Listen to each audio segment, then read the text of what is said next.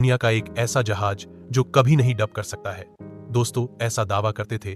इसको बनाने वाले मैं बात कर रहा हूं टाइटैनिक की। दोस्तों, आज के वीडियो में हम लोग बात करेंगे टाइटैनिक की। टाइटैनिक का निर्माण British ship building company Harland and Wolff ने किया था।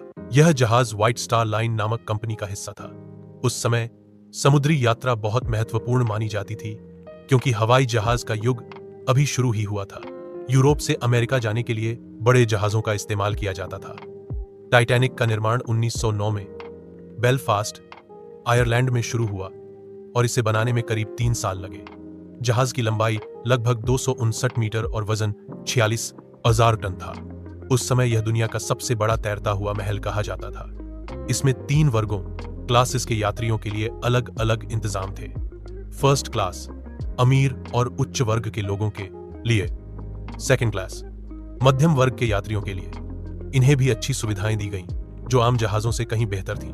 थर्ड क्लास स्टीयरेज, गरीब और प्रवासी लोग जो अमेरिका जाकर नया जीवन शुरू करना चाहते थे। इनके लिए छोटे छोटे कमरे और साधारण भोजन का प्रबंध था।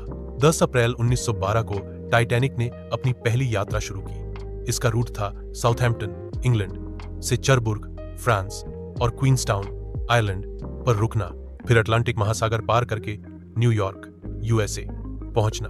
उस यात्रा पर लगभग 2224 लोग सवार थे, जिनमें करोड़पति, व्यापारी, अभिनेता, राजनेता और हजारों साधारण प्रवासी शामिल थे। टाइटैनिक की सुरक्षा प्रणाली को इतना मजबूत बताया गया कि उसे लगभग अडूबने वाला जहाज कहा गया। इसमें 16 वाटर टाइट कंपार्टमेंट थे, जो किसी दुर्घटना में जहाज को डूबने से बचा सकते थे। लेकिन हकीकत यह थी कि यदि एक से अधिक कंपार्टमेंट भर जाएं, तो जहाज बच नहीं सकता। कंपनी और मीडिया ने जहाज की खूबियों को इतना बढ़ा चढ़ाकर बताया कि यात्रियों और अधिकारियों को विश्वास हो गया कि यह जहाज कभी नहीं डूबेगा। यात्रा के चौथे दिन यानी 14 अप्रैल 1912 की रात टाइटैनिक उत्तरी अटलांटिक महासागर में था।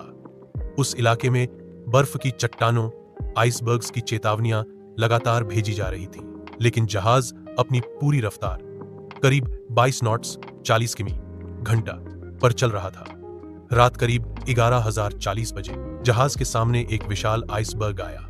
चालक दल ने तुरंत जहाज मोड़ने और इंजन रोकने की कोशिश की, लेकिन तब तक देर हो चुकी थी।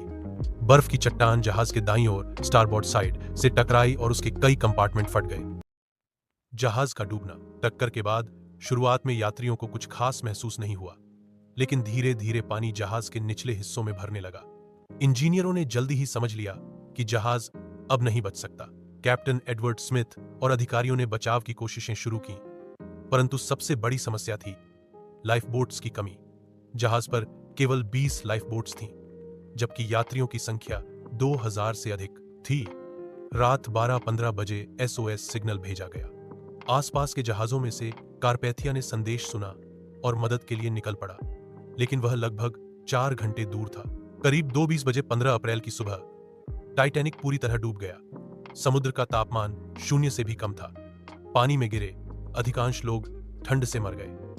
कुल 224 यात्रियों और चालक दल में से लगभग 1500 लोग मारे गए और केवल 705 लोग ही बच पाए। बचे हुए लोगों को कारपैथिया जहाज ने बचाया और 18 अप्रैल को उन्हें न्यूयॉर्क पहुंचा दिया।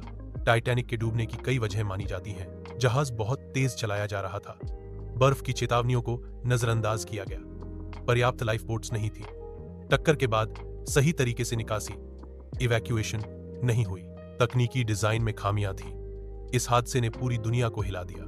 लोगों को समझ आया कि कोई भी तकनीक पूरी तरह सुरक्षित नहीं हो सकती। आज भी जब हम टाइटैनिक का नाम सुनते हैं तो जहाज की भव्यता, यात्रियों की कहानियां और उस भयानक रात की यादें सामने आ जाती हैं। यह घटना हमेशा इतिहास में दर्ज रहेगी और हमें सावधानी और विनम्रता का संदेश देती रहेगी।